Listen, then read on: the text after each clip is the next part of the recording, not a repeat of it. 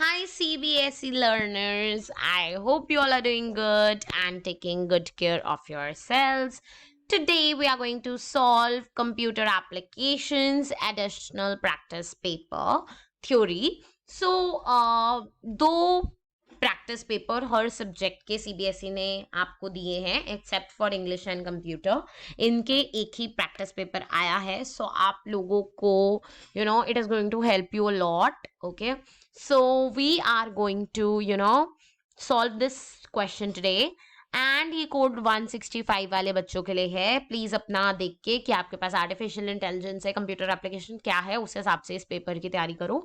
सो जिन भी बच्चों के पास कोड 165 कंप्यूटर एप्लीकेशंस है, हम ये सॉल्व करने वाले हैं. एडिशनल प्रैक्टिस पेपर है, इसका लिंक आपको डिस्क्रिप्शन बॉक्स में मिल जाएगा. इसी के साथ सैंपल पेपर का भी लिंक आपको डिस्क्रिप्शन बॉक्स में मिल जाएगा, जो सीबीएसई का ऑफिशियल है. एंड इसके साथ आपको सॉल्व्ड सैंपल पेपर जो मैंने ही कराया है सीबीएसई का, वो भी आपको मिल जाएगा. लिंक वीडियो का नीचे डिस्क्रिप्शन बॉक्स में. So before we begin, you can like the video and you can subscribe to the channel. Now let us start.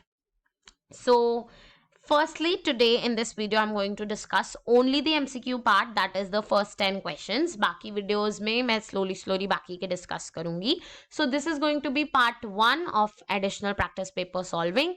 So बाकी parts के लिए आपको नीचे एक link तो मिल ही जाएगा, वहां से आप देख सकते हो. अगर अपलोड हो गया होगा तो आपको मिल जाएंगे वो सारे.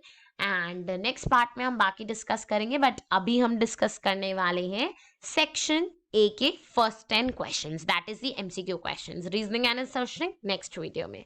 And now let us start everyone. So the first question is which of the following is not, यहां पर इज नहीं लगाया उन्होंने, not a factor of digital divide. So not a factor of digital divide. Now I know you must be aware of the term digital divide. Means एक ऐसा division between the rich and the poor which is on the basis of digital, यानी basically digitalisation के base पर एक बीच में gap आ जाना. जैसे कई लोग पुअर होते हैं एंड कई लोग इलिटरेट होते हैं, उनको टेक्नोलॉजी के बारे में नहीं पता होता. सो वो gap is actually digital divide. अगर सिंपल शब्दों में बोलूं तो differences between people living in an urban and a rural area on the basis of digitalization is called digital divide. एक ऐसी डिविजन आ गई ना. तो अब देखो, खुद सोचो, डिजिटल लिटरेसी इसका एक फैक्टर होगी. यस होगी, क्योंकि कंट्री में डिजिटल लिटरेसी नहीं है, इसीलिए तो डिजिटल डिवाइड चल रहा है. इसीलिए तो लोग डिवाइड हो रहे हैं, क्योंकि हर एक को पता ही नहीं है डिजिटलाइजेशन के बारे में. अगर हर एक को पता होता तो क्या कुछ डिवीजन होता on the basis of digitalization? नहीं होता ना. तो डेफिनेटली ये तो इसका आंसर नहीं हो सकता, क्योंकि हमसे पूछा है नॉट अ फैक्टर.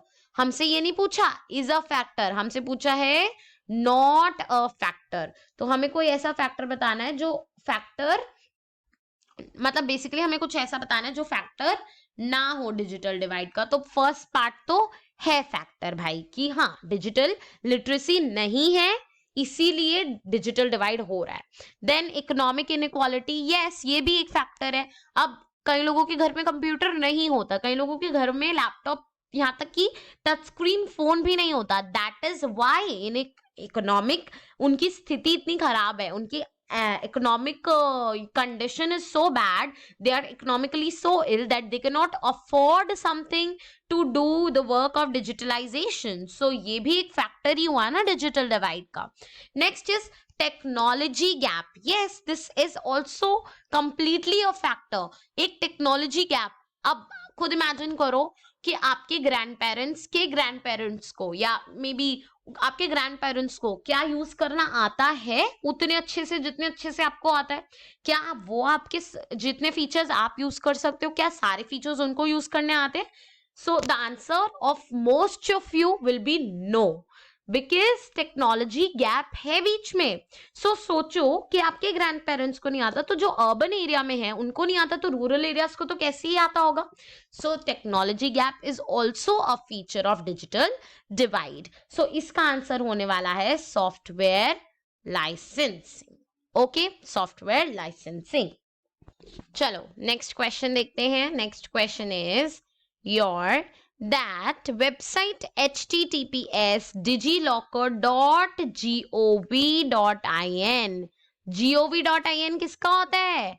गवर्नेंस का। तो इसका आंसर क्या होगा? Part C. देखो gov.in इज ऑलवेज, जहां पर भी आपको दिख गया .gov.in, ठीक है, this is for government. Okay, so ये हमेशा ही comes under the category of e-governance. Okay, everyone. Now, next question. Which one of the following is not a search engine? Not बोला है, बहुत बच्चे कंफ्यूज होके क्या लिखाएंगे? Is a search engine. तो यहाँ पर आपका गूगल जो है वो सर्च इंजन है। गूगल क्रोम वेब ब्राउजर होता है, लेकिन गूगल सर्च इंजन होता है। यहाँ पर कंफ्यूजन ही यही होती है कि मैम कौन सा सर्च इंजन, कौन सा वेब ब्राउजर। तो मैं आपको आज क्लियर कर देती हूँ। Google Chrome web browser, Google search engine, Microsoft Edge web browser, Bing search engine, Alta Vista search engine, Firefox web browser. Okay, so Firefox इसका सही आंसर है, because it is not a search engine, it is a web browser. Clear everyone? अब आपको कभी confusion नहीं होगा कि what is web browser, what is search engine. Okay, next is what is the full form of SSH protocol? I was speaking the answer. So इसका तो आपको answer 100% आना चाहिए, क्योंकि ये क्वेश्चन सैंपल पेपर में भी पूछा गया है, प्रैक्टिस पेपर में भी पूछा गया है, और बहुत बार आपके स्कूल के एग्जाम्स में भी पूछा जाता है। So mark this important. Question number 4 very important question, क्योंकि ये एक्चुअली अगर आप देखोगे तो ये आई थिंक फर्स्ट या सेकंड क्वेश्चन है सैंपल पेपर का कंप्यूटर एप्लीकेशंस के, तो बहुत चांसेस हैं कि ये क्वेश्चन आएगा। सो इसका आंसर है secure shell protocol, that is part D. This is the answer. तो SSH प्रोटोकॉल का जो आंसर है that is secure shell protocol. Please आप इसको अच्छे से याद कर लो। ओके, नाउ फुल फॉर्म्स आपको सबकी आनी चाहिए, बट क्योंकि ये रिपीटेडली पूछा गया है तो मैं आपको अच्छे से बता रही हूँ कि ये तो लर्न कर ही लो भाई, ठीक है। Next question is the first page of a website is called home page. This is very simple, ये तो हम सबको आता था। Next, which of the following is an open source software? So ये भी हम सबको पता है that it is Firefox. Firefox is an open source software. Okay, next is बाकी सारे वेब ब्राउजर्स थे। देखो Microsoft Edge is a web browser, Google Chrome is a web browser, your safari is a web browser जो iOS में है, this is for Windows first one, and ये Chromebook, और ये तो हम बाकी सारे भी यूज करते ही हैं। सो या ओके, नाउ इसका answer is B part. Okay, now next question is the HTML tag used to make the character या text appear as superscript. Now please go on the word superscript. So let me tell you the meaning of superscript first of all.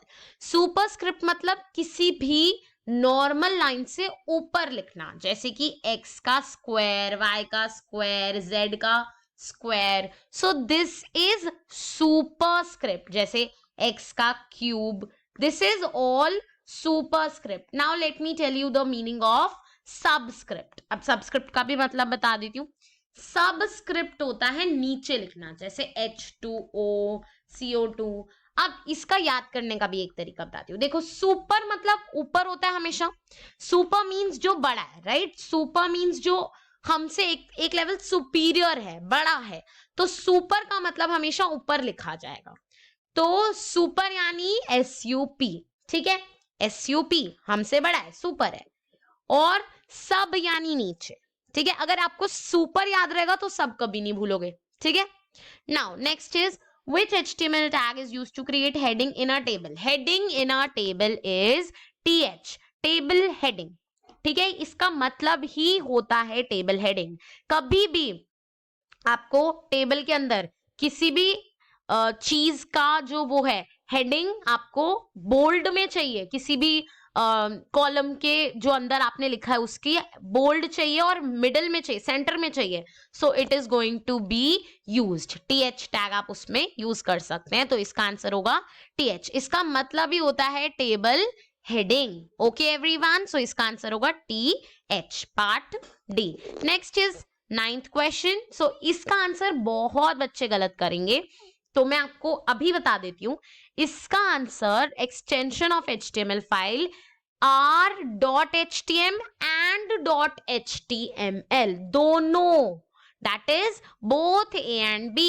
इनमें से कोई एक टिक कर दिया तो गलत, दूसरा टिक नहीं करा तो भी गलत, दोनों को ही प्रेफरेंस देनी पड़ेगी। तो इसका आंसर है बोथ A and B। कई बार .htm से सेव करते हैं, कई बार .html से सेव करते हैं, दोनों ही करेक्ट है। Last question of our today's video, that is the embed tag element is used in HTML to attach which type of file। ये तो मैंने आपको बहुत बार बताया, मल्टीमीडिया, ये तो हमने पढ़ा ही है बहुत बार। So this is multimedia. Okay, मैंने क्या बताया, ये तो सबने ही पढ़ा है।